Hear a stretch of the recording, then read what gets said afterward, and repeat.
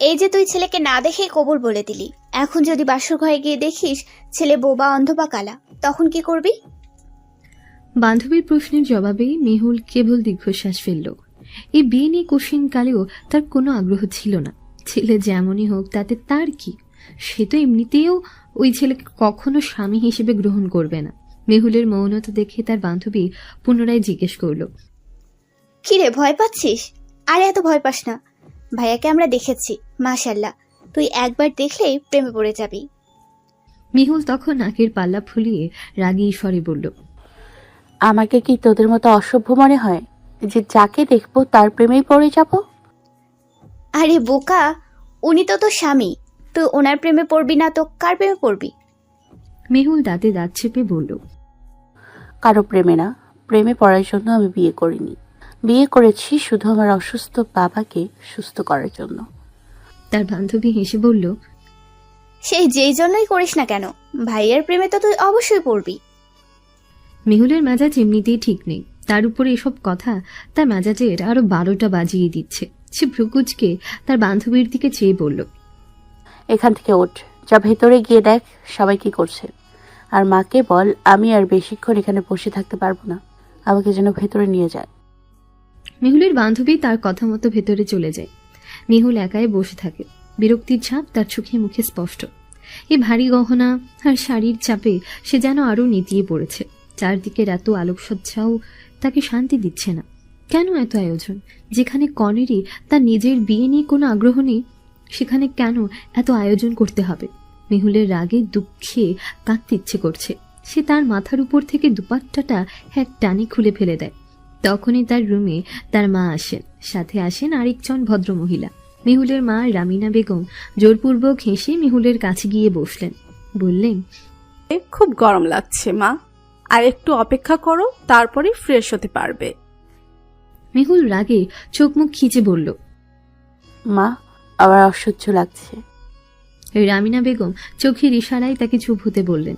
তখন ওনার সাথে আসা ভদ্রমহিলাটি বললেন, আমরা আর কিছুক্ষণ পরেই চলে যাব, তখন এসব ছেড়ে ফ্রেশ হয়ে নিও। এসব পরে থাকা আসলেই খুব বিরক্তের কাজ। মেহুল হেসে বলল, যাক, শুনে ভালো লাগলো, আপনি অন্তত আমার কষ্টটা বুঝেছেন। মেহুলের কথা শুনে তার মা রেগে গেলেন। তিনি তার দিকে গরম চোখে চেয়ে বললেন, তোমার শাশুড়ি হন উনি? মেহুল হেসে বলল, হ্যাঁ মা, জানি তো, আমার একমাত্র শাশুড়ি মা। ভদ্রমহিলাটা তখন হেসে মেহুলের মাথায় হাত রেখে বললেন, হ্যাঁ হ্যাঁ, তুমিও আমার একমাত্র ছেলের বউ। মেহুল আর জবাবে কিছু বলল না, আগের মতোই মুখ কালো করে বসে রইল। ওনারা দুজন বেরিয়ে গেলেন।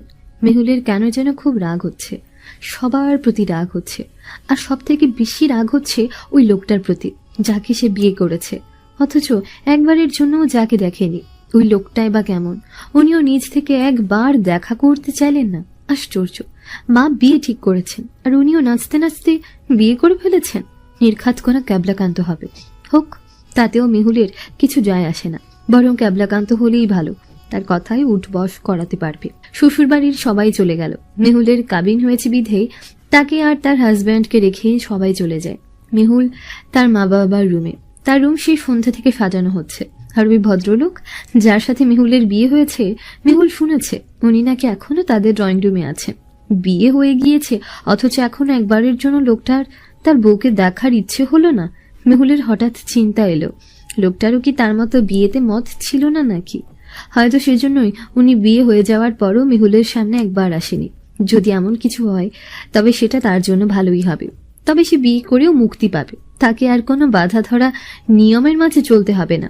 ওই লোক চলবে ওই লোকের মন মতো, আর সে চলবে তার মন মতো। কথাগুলো মনে মনে ভেবে বেশ খুশি হয় মেহুল, বেশ স্বস্তিও পায় সে। বিয়ে নামক ঝামেলার কারণে তার জীবন তার থেমে যাবে না। একটু পর মেহুলের মা রামিনা বেগম একটা খাবারের প্লেট নিয়ে রুমে এলেন তাকে খাই দেওয়ার জন্য। মাকে দেখে মেহুল মুখে কুলেও পেটে বসল, সে খাবে না। রামিনা বেগম মুখের সামনে খাবার ধরে বললেন, ন্যাকামো না করে খেয়ে নে। মেহুল ভ্রু কুচকে চাইল, বলল, আমি ন্যাকামো করছি মা? করছিস। স্বাভাবিক জিনিসটাকে তুই স্বাভাবিকভাবে কেন মেনে নিতে পারছিস না? বিয়েটা যখন করেই ফেলেছিস তখন বিয়েটা মেনে নে, অযথা ঝামেলা করিস না।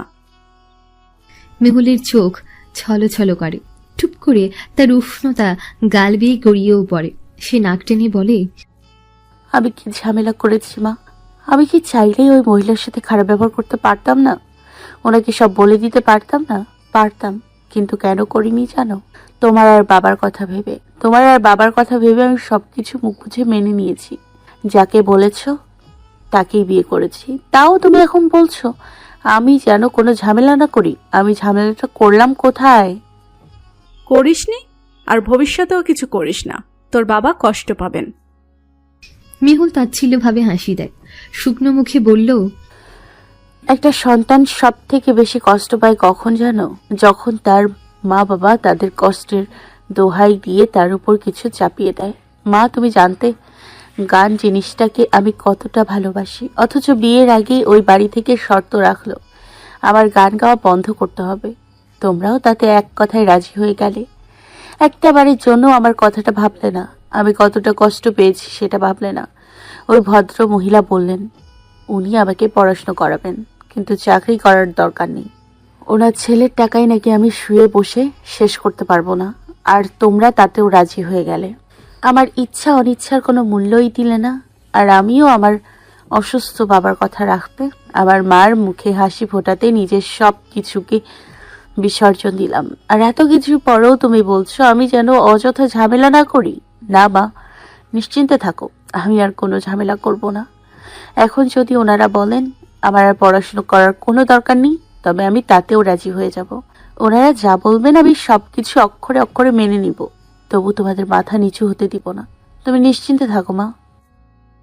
মেয়ের কথাগুলোতে যে কতটা যন্ত্রণা বেরিয়ে আসছে সেটা মা ঠিকই বুঝতে পারছেন। তবে মেয়ের সামনে তাকে কঠোর থাকতেই হবে। তিনি একবার নরম হয়ে গেলে মেয়েও তাকে পেয়ে বসবে, তখন আর সে কোনোভাবেই এ বিয়ে মেনে নিতে চাইবে না। তাই তাকে কঠিন হতেই হবে যতটা সম্ভব।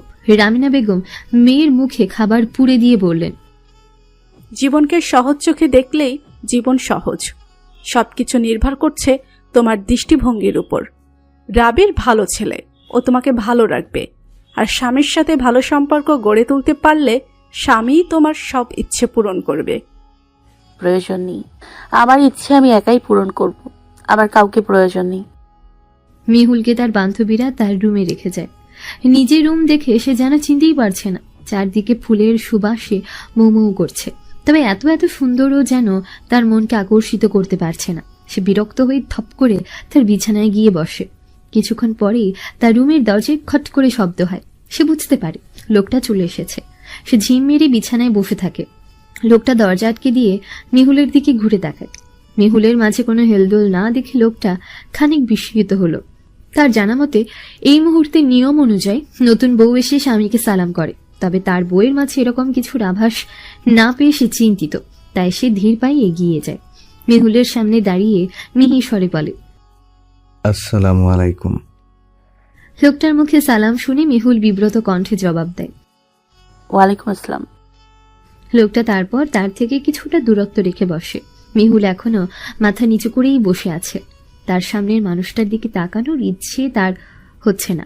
লোকটা কিছুক্ষণ নীরব থেকে বলে, এই বিয়েতে যে আপনার মত ছিল না সেটা আমি জানি। মেহুল চমকিত হয়। বিষয় নিয়ে লোকটার মুখের দিকে তাকায়। কিছুক্ষণ চেয়ে থেকে ভ্রু কুচকে ফেলে সে। বলে ওঠে, আপনি? চিনতে পেরেছেন? মেহুল কপালে ভাঁজ ফেলে বলল, আপনি আরিয়ান খান রাবির? জি। মেহুলের কপালের ভাঁজ আর গভীর হলো। সে কিছুক্ষণ অবাক হয়ে চেয়ে রইল লোকটার দিকে, তারপর চোখ নামিয়ে বলল, আপনি জানতেন আমার যেই বিয়েতে মত ছিল না? রাবির স্মিত ফুরে বলল, জি। মেহুল তখন ক্রুদ্ধ কণ্ঠে বলল, তাহলে বিয়ে কেন করলেন? রাবির মেহুলের দিকে চেয়ে উল্টো জিজ্ঞেস করল, আপনি কেন বিয়েটা করেছেন? আপনার তো এই বিয়েতে মত ছিল না, তাহলে কেন করলেন বিয়েটা? বাধ্য হয়ে করেছি। আমার অসুস্থ বাবার কথা ভেবে করেছি। আজ যদি এমন কোনো পরিস্থিতি তৈরি না হতো তাহলে আমি কখনোই আপনাকে বিয়ে করতাম না। কিন্তু আপনি তো জানতেন আমার মত নেই, তাহলে আপনি কেন এই বিয়েতে মত দিলেন? আপনার মত নাই থাকতে পারে, কিন্তু আমার মত তো ছিল, তাই এই বিয়েটা হয়েছে। আমার মত না থাকলে এই বিয়েটা হতো না। মেহুল খেপে গেল কথাটা শুনে। সে রাগী স্বরে বলল, কেন মত দিলেন? আপনি জেনে বুঝে ইচ্ছে করে আমার জীবন নষ্ট করেছেন। আপনাকে আমি কখনোই মেনে নিব না, কখনোই না। রাবির তার পাশ থেকে উঠে দাঁড়ায়। তারপর ড্রেসিং টেবিলের সামনে দাঁড়িয়ে হাত থেকে ঘড়িটা খুলে ডিরেক্ট ওয়াশরুমে চলে যায়। মেহুল অবাক হয় লোকটার ব্যবহার দেখে। এত শান্তশিষ্ট, যেন এই সব কিছুতে ওনার কিছুই যায় আসে না। এত দায়সারা ভাব নিয়ে চলছেন যেন কিছুই হয়নি। মেহুল বসে বসে ফুঁসছে। লোকটার এমন ঠান্ডা মেজাজ তার মোটেও পছন্দ হচ্ছে না। সে তো চায় লোকটা তার উপর রেগে যাক, অনেক বেশি রাগ দেখাক, তারপর দুজনের মধ্যে খুব ঝগড়া হোক আর দুজন আলাদা হয়ে যাক। কিন্তু লোকটা যদি এমন শান্ত মেজাজে থাকে তাহলে তো সবের কিছুই হবে না। মেহুল বড্ড চিন্তায় পড়ে যায়, বুঝতে পারছে না কি করবে। এর মাঝে রাবির ওয়াশরুম থেকে বেরিয়ে আসে। সে এসে মেহুলকে বলে, যান, উজু করে আসুন, নামাজ পড়তে হবে। মেহুল সুযোগ পেয়েছে। সে কড়া স্বরে বলল, না, আমি নামাজ পড়বো না। রাবির ভ্রুকুচকে তাকায়, জিজ্ঞেস করে, কেন, আপনি নামাজ পড়েন না? পড়ি, তবে এই মুহূর্তে আপনার সাথে পড়বো না। রাবির কিছুক্ষণ তার মুখের দিকে চেয়ে থাকে। তারপর আর কিছু না বলে একটা জায়নামাজ বিছিয়ে নিজে একাই নামাজ পড়তে দাঁড়ায়। মেহুল মনে মনে খুশি হয়। লোকটাকে এভাবেই খেপাতে হবে, কতক্ষণ সহ্য করবে। তার উপর উনি তো আবার এই এলাকার বিশাল বড় নেতা। রাগ তো নেতাদের শিরায় শিরায় লেগে থাকে। ওনারও নিশ্চয়ই আছে, এখন হয়তো সেটা ধামাচাপা দিয়ে রেখেছে। নামাজ শেষ করে উঠতেই রাবির দেখে মেহুল ঘুমিয়ে পড়েছে। সে জায়নামাজ ভাঁজ করে মেহুলের পাশে গিয়ে বসে। মেহুল জড়সড় হয়ে ঘুমিয়ে আছে। তার সামনে সব চুল মুখের উপর আছড়ে পড়ে আছে। রাবির খুব সাবধানে চুলগুলো সরিয়ে দেয়। মেহুলের ঘুমন্ত মুখশ্রীটা দেখে মুচকি হাসে সে। মনে মনে বলে, রাবির খানের অস্তিত্বের সঙ্গে জুড়ে গিয়েছ। এখন তো তোমার এত সহজে রেহাই নেই মেহুল। জীবনের শেষ নিঃশ্বাস পর্যন্ত এখন তোমাকে রাবির খানের অস্তিত্ব নিয়ে বেঁচে থাকতে হবে। মিটমিট করে চোখ মেলে তাকাতেই বিশাল দেহী পুরুষ মানুষটা চোখের সামনে প্রতীয়মান হয়। মেহুল চোখ কুচলে ভালোভাবে তাকায়। পেছন থেকে লোকটাকে সে চিনতে পারে না। সে চট করে উঠে বসে। ভালোভাবে খেয়াল করে দেখে এই ভদ্রলোক তো আরিয়ান খান রাবির, তার অপছন্দের স্বামী। সে তখন ঘড়ির দিকে তাকায়, 7টা বাজে। লোকটা এত তাড়াতাড়ি গোসল করে ফেললো। মেহুল উঠে দাঁড়ায়। রাবির তখন আয়নার সামনে দাঁড়িয়ে তার ভেজা চুল মুছছে। আয়নার মাঝে রাবিরের প্রতিবিম্ব দেখে মেহুল চোখ গিলে। লোকটা কি বিশাল! এই লোকের সামনে তো মেহুল এটুকুনি একটা বাচ্চা মেয়ে। মেহুল বেশিক্ষণ দাঁড়িয়ে না থেকে ওয়াশরুমে চলে যায়। সে ফ্রেশ হয়ে এসে দেখে রাবি রুমে নেই। সেই সুযোগে সে রুমের দরজাটা আটকে দিয়ে শাড়ি খুলে একটা লং টি শার্ট গায়ে দেয়। তারপর দরজা খুলে বেরিয়ে ডাইনিং রুমের কাছে যেতেই দেখে রাবি ডাইনিং এ বসে নাস্তা করছে। এত সকালে নাস্তা! মেহুলের তো এত সকালে কিছু মুখে নিলেই বমি আসে। সে ভেতরে যায় না, দরজার সামনে দাঁড়িয়ে দাঁড়িয়ে দেখতে থাকে ভেতরে কি হচ্ছে। সে দেখে তার মা জননী ভদ্রলোকটাকে বেশ যত্ন করে সব খাবার বেড়ে দিচ্ছেন। কত শত নাস্তার আইটেম বানিয়েছেন। এত জামাই আদর দেখে মেহুলের খুব হিংসে হয়। তাই সে আর দাঁড়িয়ে না থেকে রুমে এসে রাগি আবার ঘুমিয়ে পড়ে। তার সেই ঘুম ভাঙে দুপুর 12টায়, তাও আবার তার মায়ের চিৎকারে। ঘুম থেকে উঠে বাইরে গিয়ে দেখে তার মা প্রচন্ড রেগে গেছেন। মেহুল ভ্রুকুচকে জিজ্ঞেস করে, কি হয়েছে? রামিনা বেগম তার দিকে ফিরে চেয়ে রাগী স্বরে বলেন, মহারানীর ঘুম তাহলে ভেঙেছে? তা মহারানী এত তাড়াতাড়ি উঠে গেলেন কি করে? আরেকটু ঘুমাতেন, একবারে দুপুরে উঠে খেতেন। মা, তুমি জানো ক্লাস না থাকলে আমি এই সময়ই উঠি। রামিনা বেগম প্রচন্ড রাগ নিয়ে বললেন, আগের কথা এখন বাদ দাও। এখন তোমার বিয়ে হয়ে গিয়েছে, 2 দিন পর শ্বশুর বাড়িতে যাবে। ওইখানে গিয়ে এসব করলে শাশুড়ি 2 দিনও রাখবেন না, বাড়িতে এসে ফেলে দিয়ে যাবেন। তাই এখন থেকেই অভ্যাস করো। সকালে জামাই একা নাস্তা করে বেরিয়েছে, উঠেছ তুমি? উঠোনি। ছেলেটা কি ভাববে বলো তো? নেহাতি ভালো ছেলে, তাই অত কিছু ধরে না, না হলে তো তোমার কপালে দুঃখই ছিল। মেহুল বিরক্তিকর সুরে বলল, হ্যাঁ মা, ওই ছেলে ফেরেশতা, যত খারাপ তো আমি। এক কাজ করো, ওনাকে তোমরা সারা জীবনের জন্য নিজেদের কাছে রেখে দাও, আর আমাকে ওই বাড়িতে পাঠিয়ে দাও, তাহলেই তোমরা শান্তি পাবে। এই বলে মেহুল ডাইনিং রুম ছেড়ে বসার রুমে চলে যায়। সেখানে গিয়ে দেখে তারা ছোট চাচাতো ভাই বোনেরা টিভি দেখা নিয়ে তুমুল ঝগড়া করছে। মেহুল গিয়ে টিভি রিমোট নিয়ে বলে, তোমাদের কারোর দেখতে হবে না, আমি দেখব। ওর একজন বোন বলে উঠল, না আপু, আমি নিকোলোডিয়ান দেখব। আরেকজন তখন বলে উঠল,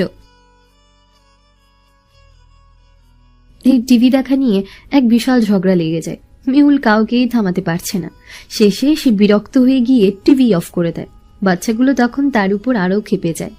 মেহুল ওদের ধরে এক জায়গায় নিয়ে বসিয়ে বলে, শোন, দেখ ঘড়িতে এখন 12টা 20 বাজে। 12টা 40 পর্যন্ত যে একদম চুপ থাকতে পারবে সে রিমোট পাবে, আর তখন সে তার ইচ্ছে মতো চ্যানেল দেখতে পারবে।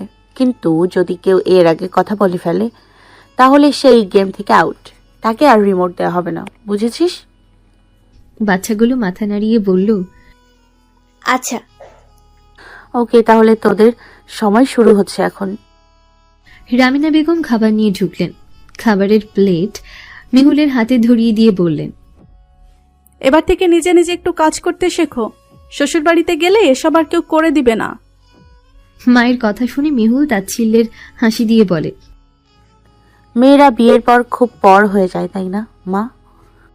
রামিনা বেগম শক্ত গলায় বললেন, মেয়ের ভালোর কথা বললে মেয়ে যদি ভুল বুঝে তাহলে মেয়ে পরই হয়ে যায়। রামিনা বেগম চলে গেলেন। মেহুল নিশ্চুপ বসে বসে খাবারগুলো খাচ্ছে। তার চাচি তখন তার পাশে এসে বসলেন। মেহুলের এই চাচিকে বরাবরই খুব ভালো লাগে। ভীষণ সহজ সরল ধরনের মানুষ, মনে কোনো কথা রাখেন না, যেটা বলার দরকার বলে ফেলেন। তিনি এসে হেসে বললেন, কি গো সুন্দরী, মুখটা এমন করে রাখছো কেন? জামাই পছন্দ হয় নাই নাকি রাতে জামাই আদর কম করছে? চাচির কথা শুনে মেহুলের রাগ হলো না, বরং সে হেসে বলল, তুমি না চাচি, বাদ দাও এসব। চাচা কবে আসবে সেটা বলো। তোমার চাচা সেই কবে থেকে বলতেছে আসবো আসবো, এখনো তো কোনো খবরই নাই। আল্লাহই জানে কবে আসবে। আসবে চাচি, তাড়াতাড়ি চলে আসবে, তুমি চিন্তা করো না। হ্যাঁ, এই মেহু, তুমি জানো তোমার জামাই তো বলে অনেক বড় নেতা। এই এলাকার মানুষ বলে উনারে অনেক ভয় পায়। আমি তো আজকেই শুনলাম ভাবির কাছ থেকে। তা তুমি কালকে রাতে কতটুকু কি বুঝলা? না, আমার তো তেমন কিছু মনে হয়নি, আমার সাথে তো স্বাভাবিকই ছিল। হ্যাঁ, আমিও তাই ভাবি। ব্যবহারে তো কিছু মনে হয় না। কত সুন্দর ব্যবহার। নেতা মানুষের ভাবেই তো অন্য রকম থাকে, কিন্তু উনারে দেখে তো আমার চিন্তাই পাল্টে গেছে। যাক, তুমি ভালো মানুষ পাইছো, আমরা সেইটা ভেবেই শান্তি। চাচি কথার বিপরীতে মেহুল কেবল দীর্ঘশ্বাস ফেলে। মেহুল রুমে শুয়ে শুয়ে ফোন দেখছিল। তখন তার মা সেই রুমে আসেন। তিনি গিয়ে মেহুলের পায়ের নিচে বসলেন। মাকে দেখে মেহুল উঠে বসল। মায়ের দিকে চেয়ে জিজ্ঞেস করল, কিছু বলবে? রামিনা বেগম তাকে আপাদ মস্তক পরক করে বললেন, কালকে রাতে কি চেঞ্জ করে এটাই পড়েছিলে? মেহুল নিজের গায়ের দিকে একবার তাকিয়ে বলল, কালকে রাতে চেঞ্জ করিনি, সকালে উঠে এটা পরেছি। জামাই দেখেছে? না। যা তাহলে, এক্ষুনি গিয়ে গোসল করে একটা ভালো সালোয়ার কামিজ পর। মেহুল কপাল গুজকে বলে, এই গরমে সালোয়ার কামিজ পরে থাকা যায় না, এই লং টি শার্ট গুলোতেই আরাম।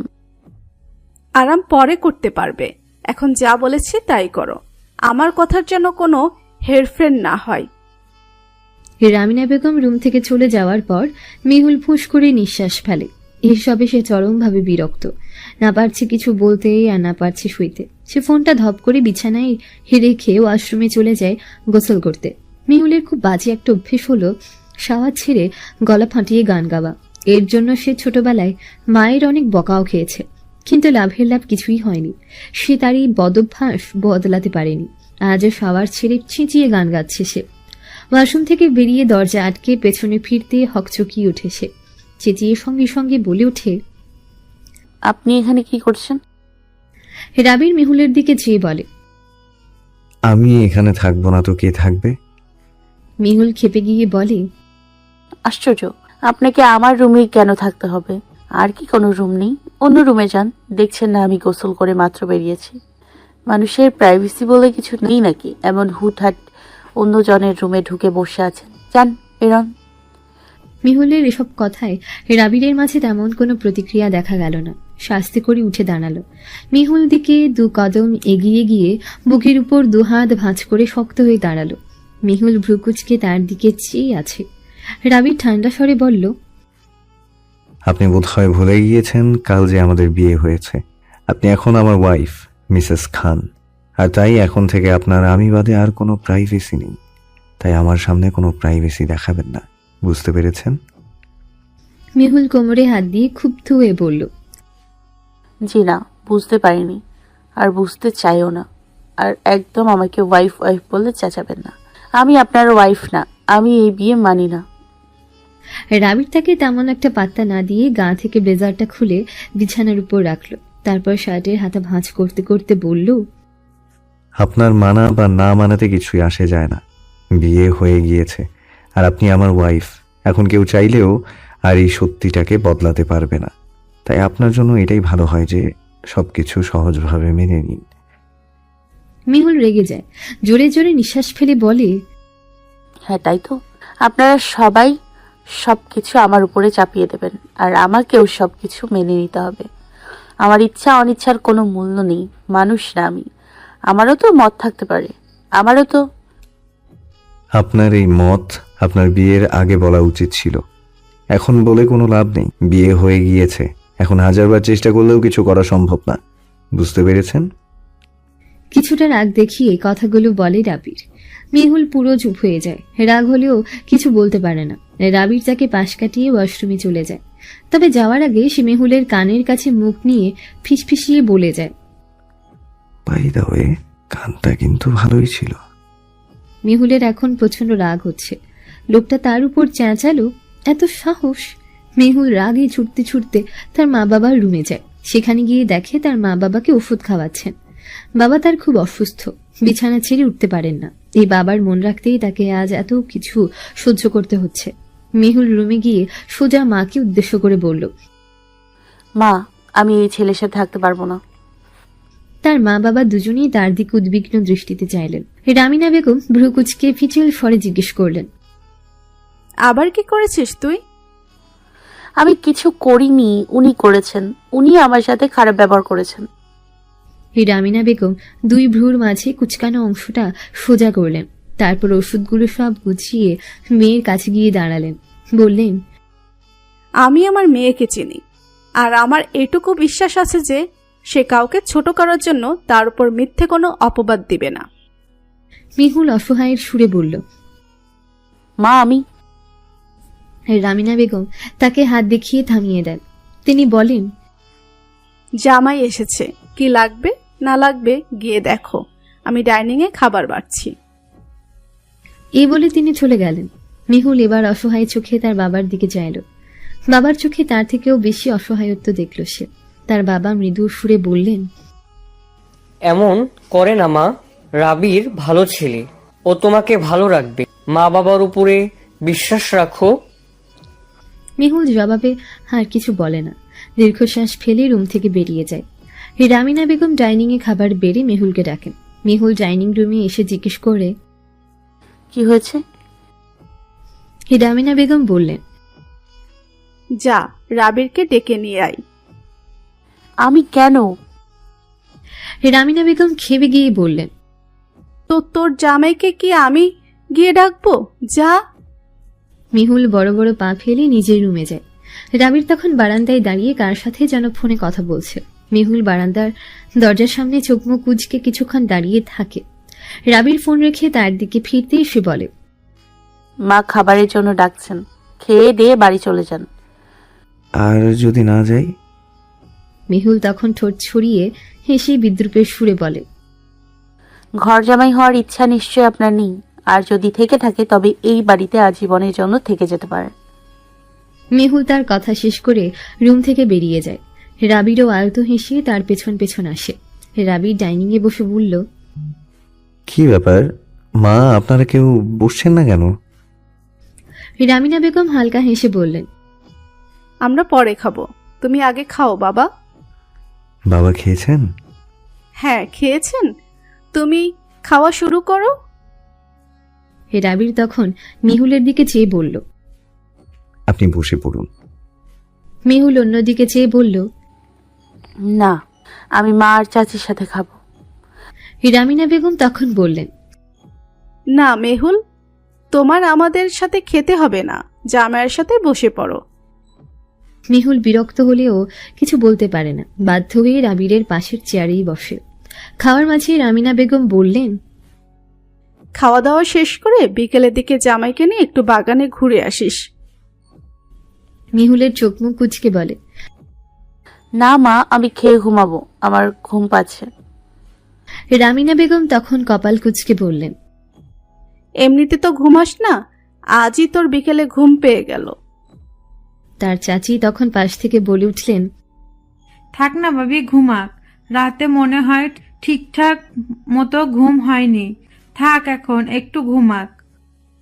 এই বলে চাচি ওড়না দিয়ে মুখ চেপে হাসলেন। মেহুলের এই মুহূর্তে বিরক্ত আর অস্বস্তি দুটোই লাগছে। সে আর চোখে রাবিরের দিকে চেয়ে দেখে সেও ঠোঁট চেপে হাসছে। মেহুল রাগে তখন তার চোখ মুখ গুজে লোকমার পর লোকমা দিয়ে খেতে থাকে। মেহুল দরজার আড়াল থেকে উকি দিয়ে দেখল ভদ্রলোক খাটের এক কোণে বসে খুব মনোযোগের সহিত ফোন চাপছেন। দেখে মনে হচ্ছে যেন এটা তারই রুম, বিন্দু মাত্র সংকোচ নেই। মেহুল প্রচন্ড ক্ষোভ নিয়ে লোকটার দিকে কিছুক্ষণ চেয়ে থেকে রুমে প্রবেশ করলো। তারপর আস্তে আস্তে বিছানার অপর পাশে গিয়ে বসলো। রাবির তার উপস্থিতি টের পেয়েও চুপচাপ নিজের কাজ করতে যাচ্ছে। মেহুলও চুপচাপ বসে আছে, মাঝে মধ্যে আর চোখে রাবিরকে দেখছে। তার সাথে বিরক্তও হচ্ছে। খানিক বাদে রাবিরের ফোনটা বেজে ওঠে। সে কলটা রিসিভ করে। কে কল দিয়েছে মেহুল জানে না। রাবির কাকে যেন বলছে। রাতেই মিটিং রাখো, আমি কিছুক্ষণের মাঝেই চলে আসছি। রাবির চলে যাবে কথাটা শুনে যেন মেহুলের প্রচন্ড খুশি লাগলো। সে লাফিয়ে উঠে বলল। আপনি চলে যাচ্ছেন? রাবির ফোন রেখে তার দিকে ঘুরে তাকায়, জিজ্ঞেস করে। কেন, চলে গেলে খুশি হবেন? মেহুল হেসে বলল। অবশ্যই, খুব খুশি হব। রাবির তা শুনে মুচকি হাসে। তার এই হাসির অর্থ মেহুল বুঝতে পারে না। রাবির উঠে দাঁড়ায়, বলে। চলে যাচ্ছি, তবে প্রত্যেক সপ্তাহের শুক্রবারে আমি আসব। আর একটা কথা, আপনার সব খরচ আজ থেকে আমিই দিব। আপনার সেমিস্টার ফি থেকে শুরু করে এভরিথিং। প্রতি সপ্তাহে এসে হাত খরচও দিয়ে যাব। পরে যখন যা লাগবে আমাকে কল করে বললেই চলবে। বিকাশ দিয়ে দিও। আর কোনো প্রয়োজন হলেই আমাকে কল দিবেন। যে কোনো সমস্যায় আমি আপনার পাশে আছি, তাই কোনো ইতস্তত বোধ করবেন না। আর একটা কথা, আপনি সব কিছু সুন্দর স্বাভাবিকভাবে মেনে নিতে না পারলেও আমি মেনে নিয়েছি। আপনি আমার স্ত্রী, আমার সম্মান, আর তাই আশা করছি আমার সেই সম্মান আপনার কাছে হেফাজতে থাকবে। ভালো থাকবেন। রাবিরের এসব কথা মেহুলের একদম পছন্দ হয়নি। রাবির আয়নার সামনে দাঁড়িয়ে ঘুড়ি পড়ছিল। মেহুল গিয়ে তার পেছনে দাঁড়িয়ে বলে। শুনুন, আমার দায়িত্ব নেয়ার জন্য আমার বাবা আছেন। আপনাকে আমার প্রয়োজন নেই। আমার সব খরচ আমার বাবাই দেবেন। আপনার কাছ থেকে আমি টাকা নিব না। রাবির আয়নার মাঝ দিয়ে মেহুলের দিকে তাকায়। মেহুল রাবিরের দিকে চাইতে মনে হলো যেন লোকটার মেজাজ আর ঠান্ডা নেই। চোখ মুখ কেমন যেন শক্ত হয়ে উঠেছে। মেহুল মনে মনে খুশি হচ্ছে। লোকটা এখন চিৎকার দিয়ে তার সাথে কথা বললে বাড়ির সবাই সেটা শুনবে। মেহুলও তো এটাই চাই। তবে মেহুলের এক বুক আশা হতাশায় পরিণত হলো যখন রাবির তার দিকে ঘুরে নরম সুরে বলল। মিসেস মেহুল খান, আমি এক কথার মানুষ। একবার যেটা বলি সেটাই করি। আমি যখন বলেছি আজ থেকে আপনার সমস্ত দায়িত্ব আমার, তার মানে আমার। এখন তাতে আপনার মত থাকুক বা না থাকুক, এতে আমার কিচ্ছু যায় আসে না। মেহুল রাগে হাত মুষ্টি বদ্ধ করে কর্কশ স্বরে বলল। আপনি প্রচন্ড খারাপ একটা লোক। আমার সাথে আপনি জুলুম করছেন। আচ্ছা, আপনি নেতা হলেন কি করে বলুন তো? নির্ঘাত সাধারণ মানুষের কাছ থেকেও জোর করেই ভোট আদায় করেছেন। না হলে আপনার মতো লোককে কে ভোট দিত? মেহুলের কথা রাবিরের অপছন্দ হলেও তেমন কিছু সে বলল না। মেহুলকে পাশ কাটিয়ে বিছানার কাছে গিয়ে সেখানে একটা খাম রেখে রুম থেকে বেরিয়ে গেল। মেহুল গিয়ে খামটা খুলে দেখল সেখানে অনেকগুলো টাকা। সে দ্রুত বাইরে বেরোলো। রাবিরকে গিয়ে দেখল তার মা বাবার রুমে। তাদের সাথে কথা শেষ করে রাবির মেইন দরজার কাছে যায়। মেহুলও যায় তার পেছন পেছন। তার উদ্দেশ্য এই টাকাগুলো তাকে ফিরিয়ে দেবে। কিন্তু তার চাচি আর তার মাও সেখানে চলে আসেন, বিধায় মেহুল আর তেমনটা করতে পারে না। টাকার খামটা হাতে নিয়ে দাঁড়িয়ে থাকলেও খামটা আর দিতে পারে না। রাবির চলে যায়। মেহুলও তার উপান্তর না পেয়ে দরজা আটকে তার রুমে ফিরে যায়। টাকাগুলো আলমারিতে তুলে রাখে। মনে মনে প্রতিজ্ঞা করে এখান থেকে সে 1 টাকাও খরচ করবে না। ওনাকে ধরে আমার কাছে নিয়ে আসো। আসতে চাইছেন না তো তুলে নিয়ে আসো। তোমাদেরকে রেখেছি কি করার জন্য? যাও তাড়াতাড়ি। ছেলেটা মাথা হেলিয়ে দ্রুত সেখান থেকে বেরিয়ে গেল। রাবির তখন তার সামনে বসে থাকা বৃদ্ধ লোকটার দিকে চেয়ে বলল, আপনি কোনো চিন্তা করবেন না চাচা, আপনার দোকান আমি আপনাকে ফিরিয়ে দেব। চায়ের কাপ নিয়ে বারান্দায় গিয়ে বসে মেহুল। একটা চুমুক দিয়ে তার বান্ধবী ঋতুকে কল দেয়। ঋতু কল রিসিভ করে হেসে হেসে বলে, কিরে বান্ধবী, বাসর কেমন কাটালি? মেহুল দাঁত খিঁচে বলল, অনেক রোমান্টিক ভাবে কাটিয়েছি, ভিডিও বানিয়েছি, পাঠাবো? রীতা হাসতে হাসতে বিছানায় শুয়ে পড়ে, বলে, সিরিয়াসলি তুই তোর বাসরের ভিডিও বানিয়েছিস? এক কাজ কর, আমাদের গ্রুপে পাঠিয়ে দে, সবাই একসাথে বসে বসে দেখি। শোন রিতা, তোকে না আমি তোদের 5 তলা বিল্ডিং এর উপর থেকে ধাক্কা দিয়ে নিচে ফেলে দিব, তারপর হাত পা ভেঙে বাড়িতে পড়ে থাকবি। এমনিতেই মন মেজাজ ভালো নেই, তোর সাথে কথা বলে এখন আরো বিরক্ত লাগছে। কেন রে, এমন একটা হ্যান্ডসাম বর পেয়েও খুশি না তুই? ওই রকম একটা ছেলে যদি আমাদের ভাগ্যে থাকতো, আমরা তো তাহলে খুশিতে পাগল হয়ে যেতাম। তাহলেই তুই ওনাকে নিয়ে যা, বিয়ে করে ফেল, আমার কোনো আপত্তি নেই। যা, কি বলিস? উনি আমার দুলা ভাই, আমি দুলা ভাইয়ের দিকে এমন নজর দেই না। আচ্ছা, তুই আমাকে আগে বলিসনি কেন উনি আরিয়ান খান রাবির? আমি তো ওনাকে দেখে অবাক, ওনার সাথে আবার বিয়ে হবে সেটা আমি ভাবতেও পারিনি। ভাগ্য, এমন একটা ছেলেকে বর হিসেবে পাওয়া ভাগ্যের ব্যাপার। আমি তো সবাইকে বলেছি, সবাই শুনে কি যে খুশি হয়েছে জানিস না তুই। আর মিম আছে না, ওর তো আবার ক্রাশ ছিল ভাইয়া, ও শুনে একটু মন খারাপ করেছে, ঢং করে বলেছে ওনার কি আমাকে চোখে পড়লো না? ওই দিন অনুষ্ঠানে তো আমিও খুব সুন্দর করে সেজে গিয়েছিলাম। মেহুল তখন চিন্তিত সুরে জিজ্ঞেস করল, তোর কি মনে হয় উনি সেদিন আমাকে অনুষ্ঠানে দেখেই পছন্দ করেছিলেন? কেন, ভাইয়া কি কিছু বলেননি?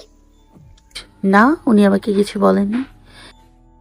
আমার তো তাই মনে হয়, হয়তো সেদিন অনুষ্ঠানে তোকে দেখেই উনি তোর প্রেমে পড়ে যায়, তাই তোর বাড়িতে বিয়ের প্রস্তাব পাঠান। কিন্তু সেদিন তো আমি খুব একটা মাঠে থাকিনি, উনি আমাকে দেখলো কখন? আর মা বাবা তো বললেন ছেলেকে নাকি ওনারা আগে থেকেই চেনেন, বাবার পরিচিত। এক কাজ কর, তুই ভাইয়াকে জিজ্ঞেস কর, উনিই তোকে সব বলতে পারবে। ওনার সাথে আমি কথা বলতে পারবো না। কেন, বিয়ের প্রথম রাতেই ঝগড়া করে কথা বন্ধ করে দিয়েছিস নাকি? ওই লোকটাকে আমার একদমই পছন্দ না, সব সময় তেরা তেরা কথা বলেন, আমার ওনার কথা শুনলেই রাগ হয়। এখন তো এইসবই বলবি, একদিন দেখবি এই লোকের সাথে 1 মিনিট কথা বলার জন্য কত অস্থির অস্থির লাগে। আল্লাহ করুক এই দিন জীবনে না আসুক। মধ্যবয়স্ক লোকটা কিছু টাকার বান্ডেল রাবিরের সামনে রেখে বললেন, লাগলে আরো দিব, খালি আমার দোকানের উপর থেকে হাত শ্বাস ছড়িয়ে ফেলুন। রাবির বাঁকা হেসে বলল, দোকান আপনার না, যার দোকান তাকে ফিরিয়ে দিন। লোকটা শব্দ করে হেসে বলল, দোকান আমার, আমি এই দোকানে কাউকে দিব না। কত টাকা দিলে মুখ বন্ধ হবে সেটা বলুন। রাবির উঠে দাঁড়ায়, শান্ত চোখে কিছুক্ষণ লোকটার দিকে চেয়ে থাকে। তারপর হুট করে সে পেছনের পকেট থেকে একটা বন্দুক বের করে লোকটার মাথায় ঠেকিয়ে বলে, আজীবনের জন্য যদি নিজের মুখ বন্ধ করতে না চান তাহলে এক্ষুনি এই পেপারগুলোতে সাইন করুন। খাওয়া দাওয়া করে রুমে এসে মেহুল দেখলো তার ফোনটা বাজছে। হাতে নিয়ে দেখলো আননোন নাম্বার। মেহুলের তখন সঙ্গে সঙ্গেই মনে হলো এটা নিশ্চয়ই রাবির। সে রিসিভ করলো না, ফোনটা সাইলেন্ট মোডে রেখে দিল। কিছুটা সময় এভাবেই পার হয়। মেহুল তখন বিছানায় শুয়ে বই পড়ছে। সেই সময় তার রুমে রামিনা বেগম এলেন। তিনি এসে মেহুলকে ধমক দিয়ে বললেন, ফোন কই তোর? মেহুল চমকে অবাক হয়ে বলে, কেন? রাবির কখন থেকে তোকে কল করছে, রিসিভ করছিস না কেন? মেহুল হতভম্ব হয়ে যায়। মানে এই লোকটা কতটা সাংঘাতিক। ও ফোন ধরছে না বলে সে ডিরেক্ট তার মাকে কল দিয়ে বসলো। মেহুল জোরে নিঃশ্বাস ফেলে ড্রেসিং টেবিলের উপর থেকে ফোনটা নেয়। মায়ের দিকে চেয়ে নরম গলায় বলে, সাইলেন্ট ছিল তাই শুনিনি। এখন কল দে। আচ্ছা তুমি যাও, দিচ্ছিস। রামিনা বেগম বেরিয়ে যাওয়ার পর মেহুল বিরক্ত হয়ে বিছানায় বসল, আর তার সঙ্গে সঙ্গে ফোনটা তার আবার বেজে ওঠে। মেহুলের বিরক্তের মাত্রা তখন আরো বেশি বেড়ে যায়। সে ফোনটা রিসিভ করে কানে নিয়ে ক্ষিপ্ত স্বরে বলে, সমস্যা কি আপনার? একটু ফোন ধরছিলাম না বলে মাকে কল দিয়ে দিবেন? আশ্চর্য তো। মাকে কল দিতাম না, কিন্তু যেহেতু আপনি ইচ্ছে করে আমার কলটা রিসিভ করছিলেন না, তাই আমি বাধ্য হয়েই মাকে কল দিয়েছি। হ্যাঁ ভালো করেছি। আমি আপনার কল রিসিভ করব না। আপনার সাথে কথা বলার কোনো ইচ্ছে নেই আমার। না থাকলেও কথা বলতে হবে, কারণ স্বামীকে সময় দেয়া স্ত্রীর দায়িত্ব, আর আপনাকে সেই দায়িত্ব মেনেই চলতে হবে। ও তাই? এটা বুঝি কোনো সংবিধানে লেখা আছে? যদি থেকে থাকে তাহলে আমাকে দেখান, আমিও তখন আপনার এই কথা মেনে নিব। এটা রাবির খানের সংবিধানে লেখা, আর এই সংবিধানের নিয়ম কখনোই কেউ পাল্টাতে পারবে না। মেহুল বড় করে হাই তুলে বলে, শুনুন মিস্টার, আপনার এসব নিয়ম কানুন নিয়ে আমার বিন্দু মাত্র ইন্টারেস্ট নেই। আপনার নিয়ম কানুন আপনি মানুন, আমি কারোর নিয়ম কানুন মানতে পারবো না। রাবির হাসে, বলে, মানবেন মানবেন, যখন চারদিক থেকে সব রাস্তা বন্ধ হয়ে যাবে, তখন আমার নিয়ম কানুন মানা ছাড়া আপনার আর কোনো উপায় থাকবে না। মেহুল ভ্রুকুচকে বলে, ভয় দেখাচ্ছেন? রাবির স্মিত হাসে, বলে, কেন ভয় পাচ্ছেন? মেহুল কর্কশ স্বরে বলে, একদমই না। আমিও তাই চাই। রাবির খানের ওয়াইফ মিসেস মেহুল খান যেন কোনো কিছুতে ভয় না পায়, সে যেন তার মতোই সব কিছুতে আকুত ভয় হয়। হয়েছে আপনার বলা, এবার ফোন রাখুন। কালকে আপনার ক্লাস আছে? জি আছে।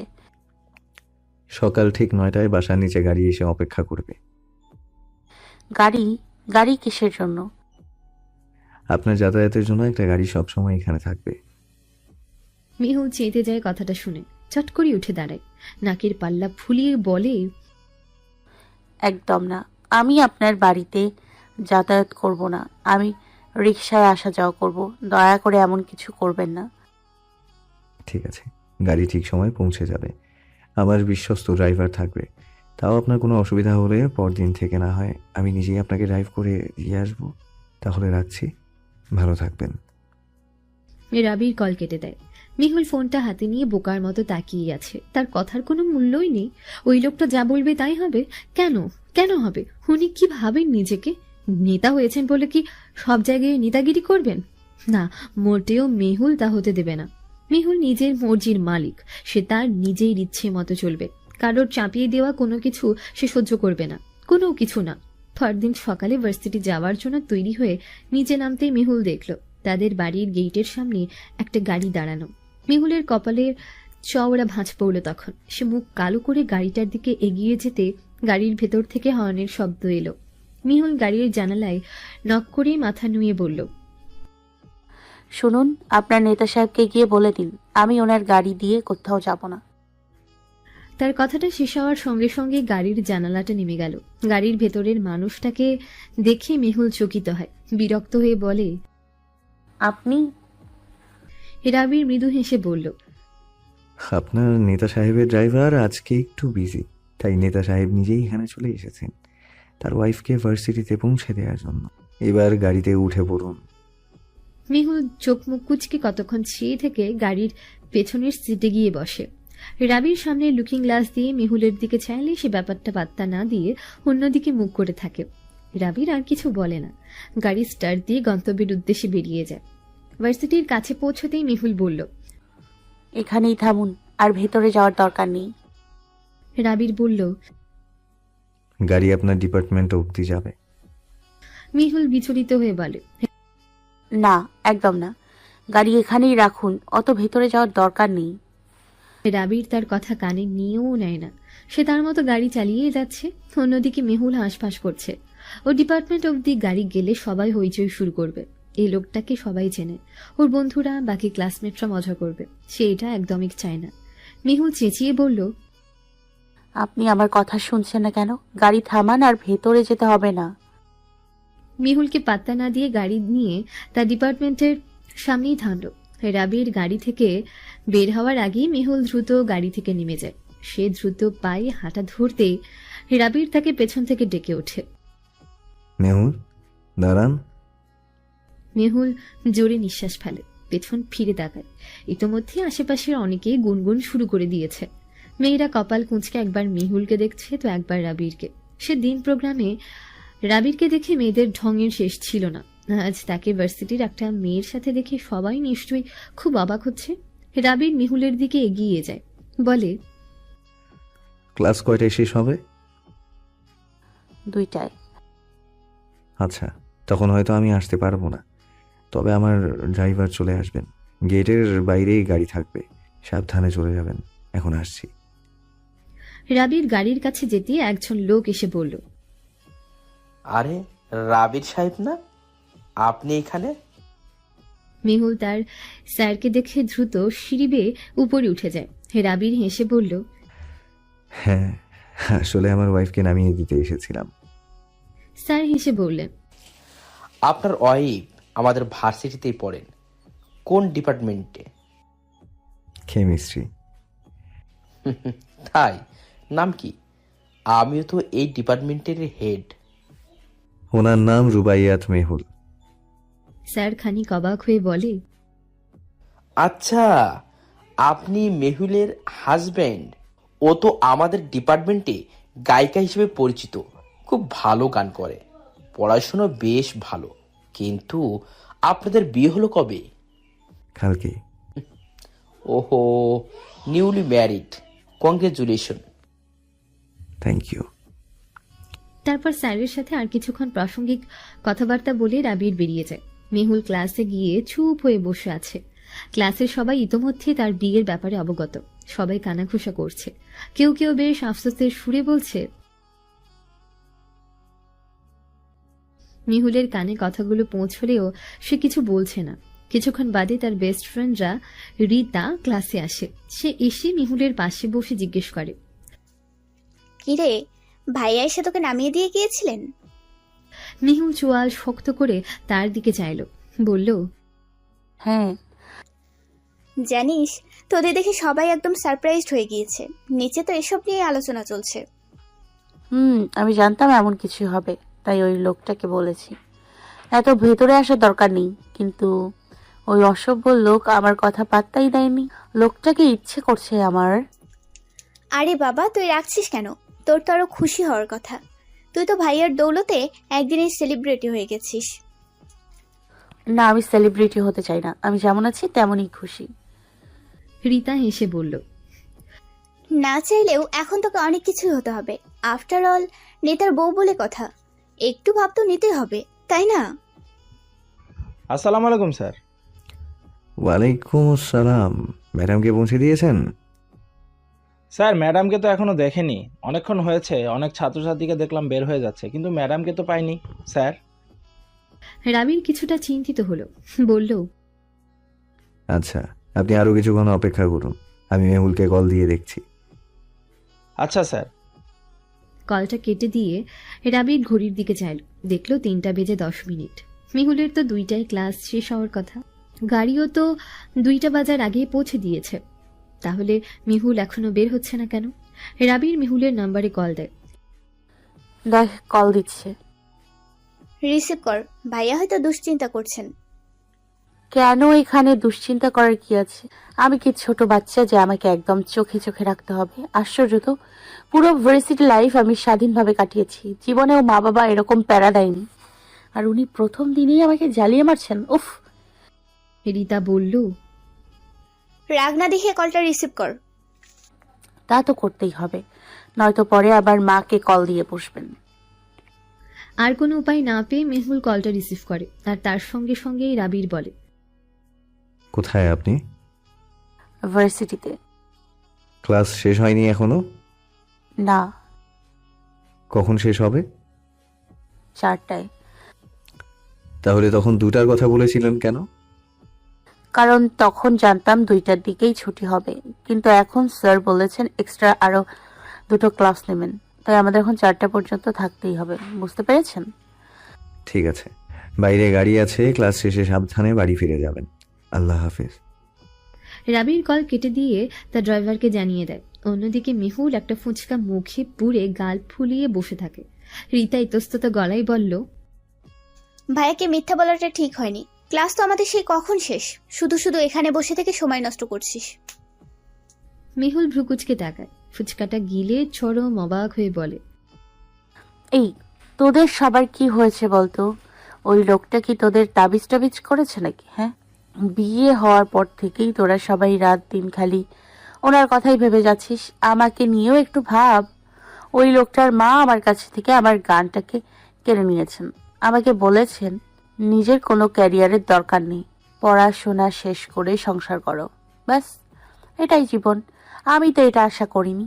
আমার তো বড় নায়িকা হওয়ার স্বপ্ন। অ্যাটলিস্ট আর কিছু করতে পারি আর না পারি, পড়াশুনো শেষ করে একটা ভালো চাকরি করতে চাই, নিজের উপার্জনে চলতে চাই। অথচ ওই লোকগুলো আমাকে বিয়ে নামক শিকলে এমনভাবে আষ্টে পিষ্টে জড়িয়ে ফেলেছে যে আমি এখন কোনো মতেই এসব থেকে নিজেকে ছাড়াতে পারবো না।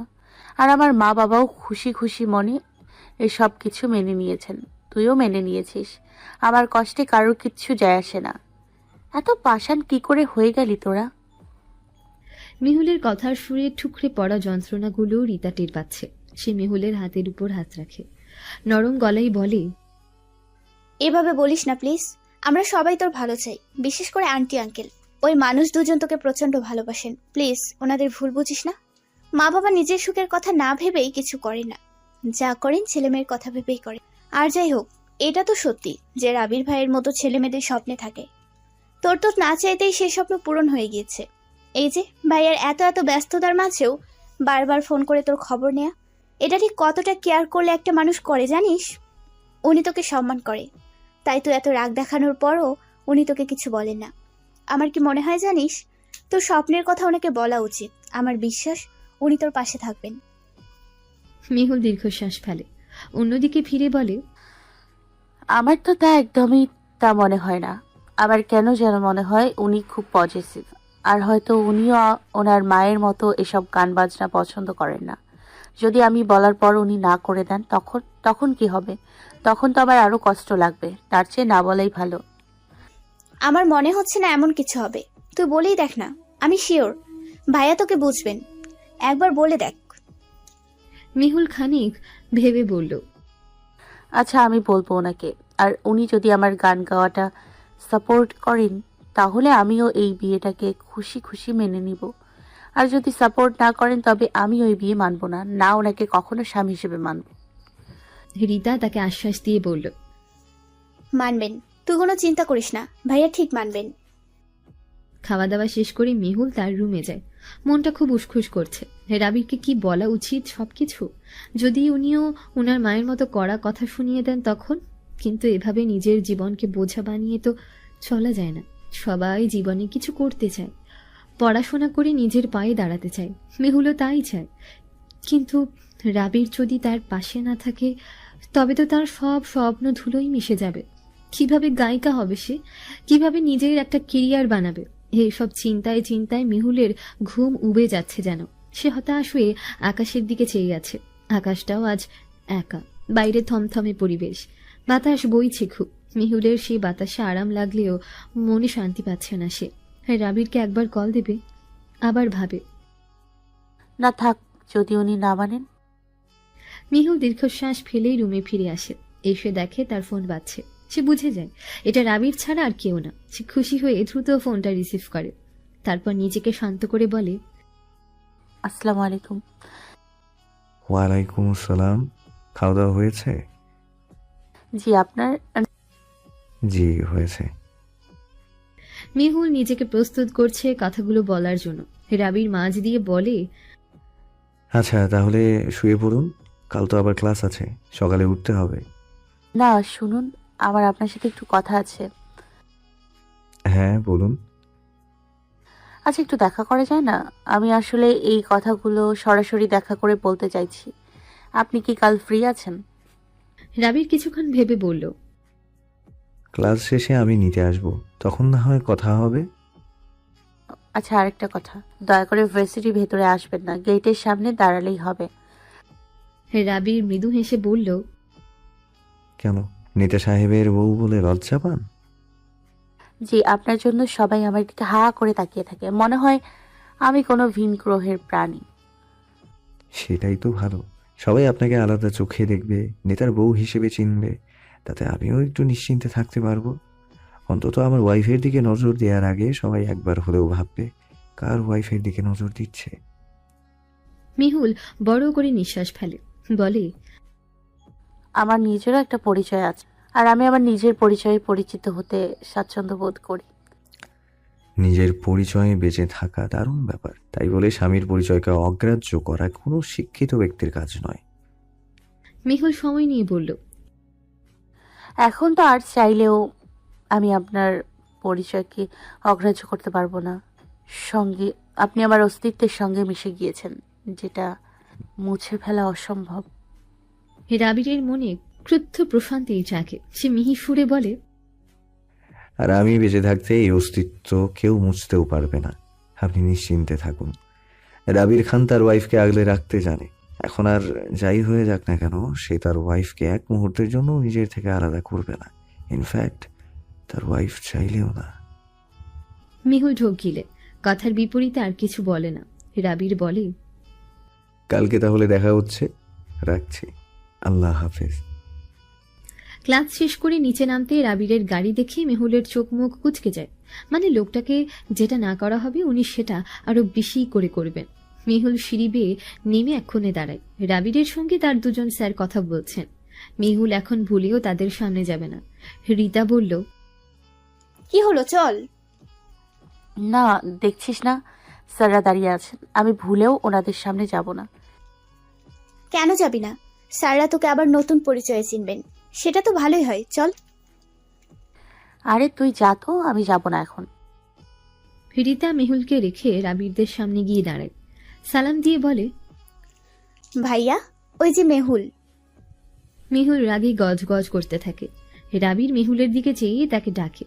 মেহুলের এই মুহূর্তে ইচ্ছে করছে রীতাকে চিবিয়ে খেয়ে ফেলতে। সে চোখ মুখ খিচে পা বাড়িয়ে রাবিরের সামনে এসে দাঁড়ায়।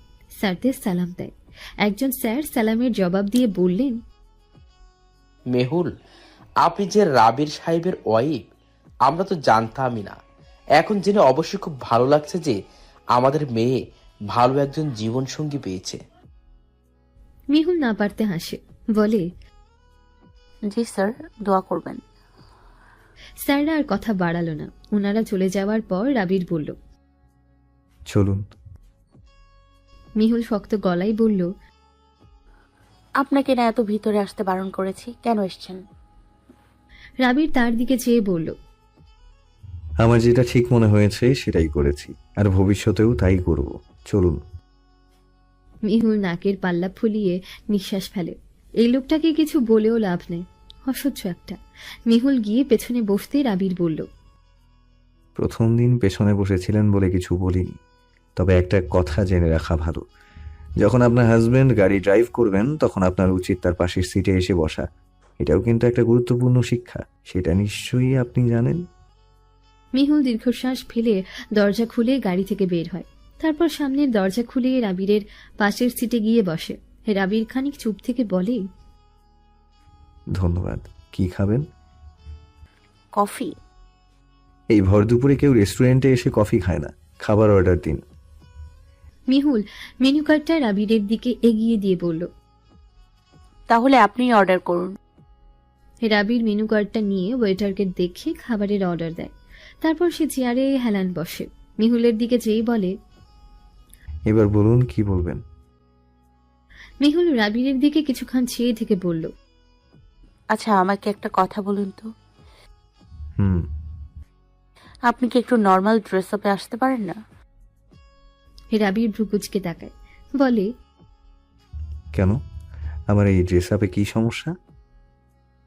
এই যে সারাক্ষণ এমন একটা সাদা পাঞ্জাবি গায়ে দিয়ে নেতা সেজে সেজে ঘোরেন, আপনার বিরক্ত লাগে না? একটু তো ক্যাজুয়াল ভাবেও আসতে পারেন, সব সময় এমন নেতা সেজে ঘুরলে ভালো লাগে? রাবির স্মিত হাসে, বলে, আমাকে আপনার ক্যাজুয়াল লুকে দেখার ইচ্ছে, সেটা আগে বললেই পারতেন। মোটেও তা না, আপনাকে আমি কোনো লুকেই দেখতে চাই না। ইনফ্যাক্ট আমি আপনাকে দেখতেই চাই না। নেহাত এখন আমাকে ওই কথাগুলো বলতে হবে, তাই এসছি, না হলে জীবনেও আসতাম না।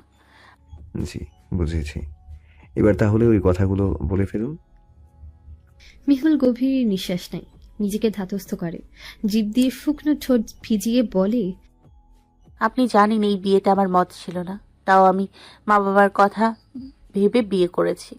ঠিক আছে, বিয়ে যখন হয়েছে সেটা আমাকে মেনেও নিতে হবে, আমি জানি। কিন্তু আমার তো খারাপ লাগছে অন্য জায়গায়। আপনার মা আমাকে যেসব শর্ত দিয়েছেন ওই সব শর্ত মানা আমার পক্ষে সম্ভব না। আপনি তো ভালো মানুষ, সবাই বলে, তাই আপনাকে বলছি। আপনি নিশ্চয়ই আমাকে বুঝবেন, তাই প্লিজ আপনি আমায় সাহায্য করুন। আপনার সমস্যার কথা আপনি খুলে বলুন। এভাবে ঘুরিয়ে পেঁচিয়ে বললে বুঝবো কি করে? বলছি, আসলে আমি গানটাকে খুব ভালোবাসি। ছোটবেলা থেকেই গান গাই। স্কুল, কলেজ, ইউনিভার্সিটি সব জায়গাতেই সবাই আমাকে এই গানের মাধ্যমেই চিনতো এবং এখনো চেনে। আমি এই গানটাকে কোনো মতেই ছাড়তে পারবো না। কিন্তু আপনার মা বলেছেন আমি যেন আর গান না করি, যেটাকে আমি ক্যারিয়ার হিসেবে নিতে চেয়েছি, আমার স্বপ্ন বানিয়ে। উনি সেই জিনিসটাকেই আমার কাছ থেকে কেড়ে নিতে চাইছেন। এখন আপনিই বলুন আমি কি করব। রাবির জবাব দেওয়ার আগে সেখানে ওয়েটার খাবার নিয়ে চলে আসেন, তাই সে থেমে যায়। খাবার রেখে ওয়েটার আবার চলে যায়। রাবির বলে, নিন, শুরু করুন। হ্যাঁ, কিন্তু আপনি আগে কিছু বলুন। রাবির 1 চামচ ফ্রাইড রাইস মুখে পুরে বলে, খাবারটা ভালো, খেয়ে দেখুন। মেহুল বিরক্ত হলো, বলল, খাবো তো, আগে আপনি আমার কথা জবাব দিন। রাবির আরো 2 চামচ খেলো। মেহুল বিরক্ত হয়ে বসে রইল আর জবাবের আশায়। রাবির 1 ঢোক পানি খেলো। অতঃপর সে মেহুলের দিকে চেয়ে স্বাভাবিক গলায় বলল, আপনি না বললেন আপনার মা আপনাকে আগেই বলে দিয়েছেন, সেখানে আর আমি কি বলবো? মেহুলের বুকের ভেতর তখন ধক করে উঠল। সে টেবিলের উপর 2 হাত রেখে এগিয়ে এসে বলল, আপনার মা তো নিষেধ করেছেন, আপনিও কি তবে আপনার মায়ের সাথে একমত? রাবি ঠোঁট গুজে কিছুক্ষণ মেহুলের দিকে চেয়ে রইল। মেহুলের চোখে মুখে প্রচন্ড অস্থিরতা ছেয়ে পড়েছে।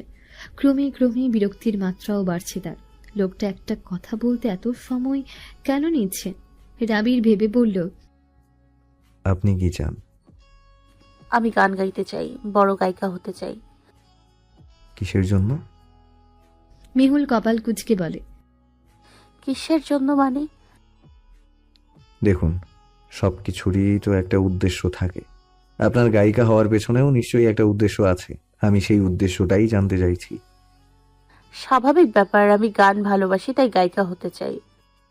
শুধুমাত্র গান ভালোবাসেন বলেই গায়িকা হতে চান, নাকি গায়িকা হলে আপনার নাম যশ খ্যাতি পাবেন বলে গায়িকা হতে চান? ভালো গান গাইতে পারলে এগুলো তো এমনিতেই পাবো। হ্যাঁ, সেটাই। তেমনি আপনি আমার ওয়াইফ বলেও এই জিনিসগুলো এমনিতেই পাবেন।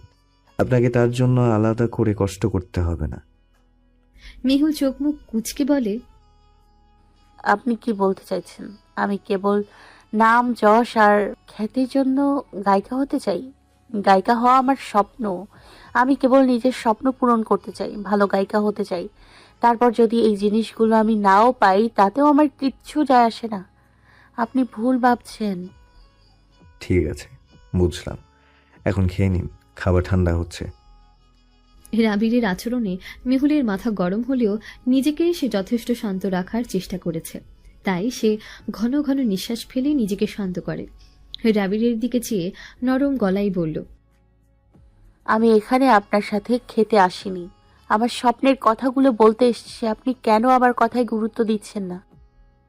রাবির পাঞ্জাবি প্রথম বোতামটা খুলে পেছনের দিকে ঠেলে দেয়। রেস্টুরেন্টে এসি চললেও তার যে বেশ গরম লাগছে সেটা তাকে দেখে বোঝা যাচ্ছে। অতঃপর সে মেহুলের দিকে চাইল, কোমল স্বরে বলল, আমার মা যা অপছন্দ করেন না, আজ পর্যন্ত তা কোনো কিছুই আমি করিনি। মাকে আমি প্রচণ্ড সম্মান করি, আর তারপর সেই সম্মানিত স্থানে আমি আপনাকে বসিয়েছি। তাই আপনাকেও আমি কষ্ট দিতে পারবো না। আমি মায়ের সাথে কথা বলবো, আপনি নিশ্চিন্তে থাকুন। মেহুলের মন নিমিষেই খুশিতে ঝলমলিয়ে ওঠে। সে আনন্দ আত্মহারা হয়ে বলে, সত্যি? সত্যি। অনেক অনেক ধন্যবাদ আপনাকে। আর সরিও, হ্যাঁ, আগের খারাপ ব্যবহারগুলোর জন্য। শুনুন, শুধু কথা না, মাকে একদম রাজি করাবেন। আমি জানি মা আপনার কথা জীবনেও ফেলতে পারবেন না। I hope so.